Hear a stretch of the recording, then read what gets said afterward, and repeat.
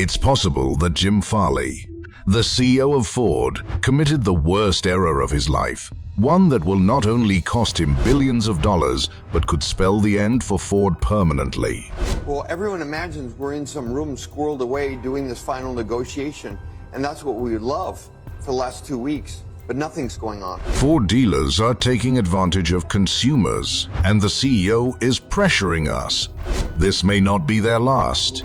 Employees at Ford are now on strike, seeking pay rises of up to 46 and a work week of just 32 hours, which by itself has the potential to bankrupt the company. And it is up to Ford to accept. Ford will lose $3 billion on electric vehicles this year, which will further exacerbate the situation since consumers obviously do not support the electric agenda. In the first quarter of this year, Ford lost about $60,000 for each electric vehicle it sold. You just cannot fathom the dark motive behind this.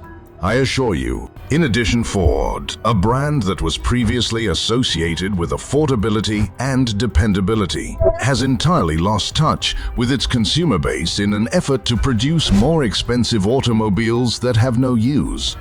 I will expose these absurd dealer frauds in a matter of minutes. With a financial crisis looming, Ford faces an uncertain future. There might be a financial catastrophe in the car sector worth billions of dollars, and the industry as a whole could collapse. Is this the end for Jim Farley? Will Ford's existence as we know it end now? Why specifically did this enormous collapse occur? I promise not to waste a minute of your time. Keep watching to find out all the answers. So what precisely transpired? Ford is falling behind in the EV race. Cars are being sold at a loss, and in the midst of all of this, there is a worker strike that might result in an instant loss of more than $5 billion. In mid-July 2023, labor talks between the United Car Workers Union, which represents around 150,000 workers in the US car sector, and Ford, General Motors, and Stellantis began. The contracts they were working under were scheduled to end on September 14, 2023. In its counterproposal to Ford on economic matters, the WA called for a 46 pay rise, an immediate 20 salary increase followed by 4-5 annual wage increases, defined benefit pensions for all employees, 32-hour work weeks, and further increases in the cost of living. Compared to the union's demands, Ford proposed a meager 9 salary increase every year through 2027 as the contract's expiry date approaches, which is in a few days. The UR issued a warning threatening to go on strike against any manufacturer that hasn't negotiated a new deal. Under Shawn Fain's new leadership, the UR has adopted a more combative posture. Fain has been prepared to walk out on many occasions in protest against corporate greed. The strike fund of the UR is worth around $825 million. Well, we've never seen it before. In 80 years, we've always been able to work through these differences because we're always on the side of labor at Ford. We have the highest UAW headcount. The union's new leadership wants to sever ties with the big 3 automakers, which in the past have pressured them into making significant concessions. In addition, they are advocating for fair compensation for EV employees, who now make far less than their colleagues in the fossil fuel car industry.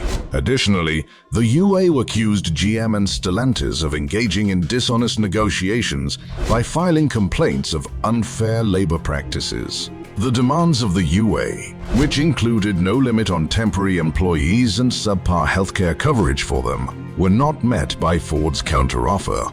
Ford has retorted that they already pay these employees more than international businesses such as Honda. In only a few short weeks, this strike may end up costing $5 billion.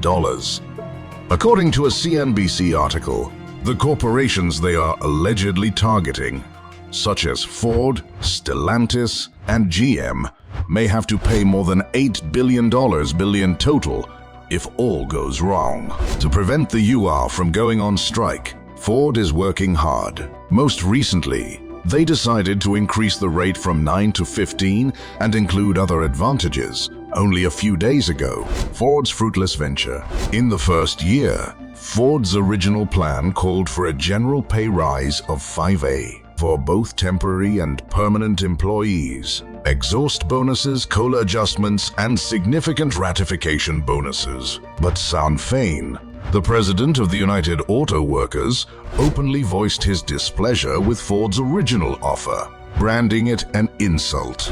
Due to labor cost reductions, rivals such as Stellantis and General Motors have transferred manufacturing to Mexico. Ford, on the other hand, remains committed to its hourly employees. What most Americans don't realize is that although that would disrupt the manufacturing and the assembly of vehicles, many of those workers may not be eligible for the strike fund or for even unemployment. Ford places a strong emphasis on its domestic auto industry and labor force, with a large percentage of its F-Series trucks manufactured and sold here. Considering that Ford is now experiencing enormous losses in the electric vehicle industry, this strike may be the last straw for the company. The Ford EV fails. It seems like Ford has completely lost contact with its client base.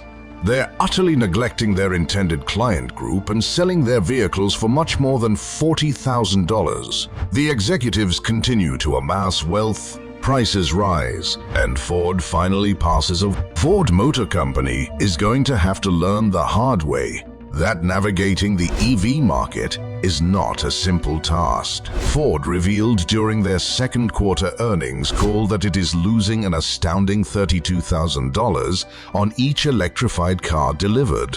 Ford projected an astounding $4.05 billion loss on its electric vehicle business known as Model E for the year 2023. This figure was part of a larger financial disclosure. The manufacturer is already rushing to reevaluate its aggressive production plans, as its Q2 losses alone were $1.08 billion, up from its original projection of $3 billion. At first, Ford intended to make $600,000 electric vehicles a year by the end of 2023. Now, that date has been moved to 2024. They no longer have a deadline for achieving their steadfast goal of producing 2 million EVs annually by 2026. Ford is far from the profitability threshold, which supposedly requires a steady production of approximately 100,000 units each quarter, as seen by its record-breaking sales of barely 34,000 EVs and hybrids combined in Q2. It seems that Ford is in a difficult situation, where it has to make large investments in electric vehicles, but won't be able to make money unless it grows considerably. It becomes worse because of Tesla's continuing price warfare. Thus, how should we proceed? Ford has to drastically alter its approach, according to Morgan Stanley analyst Adam Jonas, and it could even want to think about partnering with luxury EV manufacturers like Tesla. See if you can't defeat him, come along with him. A recent analysis by Jeff K. Automotive found that the average cost of a new car hit a record high in July of $48,182, up $5,126, or 11.9% from July 2021. Remarkably, 80% of us consumers who purchased new automobiles in May and June spent the MSRP or more. Some concerning findings from the survey included the following. 31% of purchasers chose a model that wasn't their first pick, and 34% of consumers paid fees they had never heard of before. More than simply buyer's regret are being brought on by these markups. A startling 30% of consumers said they would discourage others from using their dealerships, and 27% said they would never purchase the same brand again. A growing resentment towards dealers and manufacturers is evident as social media platforms are overflowing with allegations of markups ranging from $5,000 to staggering amounts like $50,000. Ford Motor Corporation has to come up with a viable business plan or risk being overtaken by rivals like Tesla, which has a solid 22% gross profit margin. The consequences for Ford may be dire, and the corporation is now operating under a major red alert in the EV industry. Instead of making money and distributing $75,000 in profit sharing in the last 10 years, we would have lost $15 billion and gone bankrupt by now. Ford is not a firm that gives up easy, even in the face of recent losses. Their past is replete with instances of inventiveness and perseverance to improve its fortunes. The corporation is apparently making significant R&D investments in order to reduce losses and hasten the creation of EVs that are appealing to the market. They are also taking joint ventures and collaborations into consideration, but only if consumers, who, let's be honest, don't really want to purchase electric cars, really want to do so. We've seen world wars, we've seen pandemics. We're prepared. My team is fantastic, but it's not necessary. We still have a few hours to go. Let's go. Is Ford really making such a big mistake?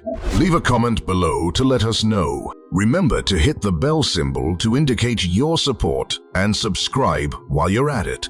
Our latest video, which may rock the EV market as a whole, is about some really exciting news. Therefore, if you want to be amazed by what's going to happen with EVs, be sure to check it out.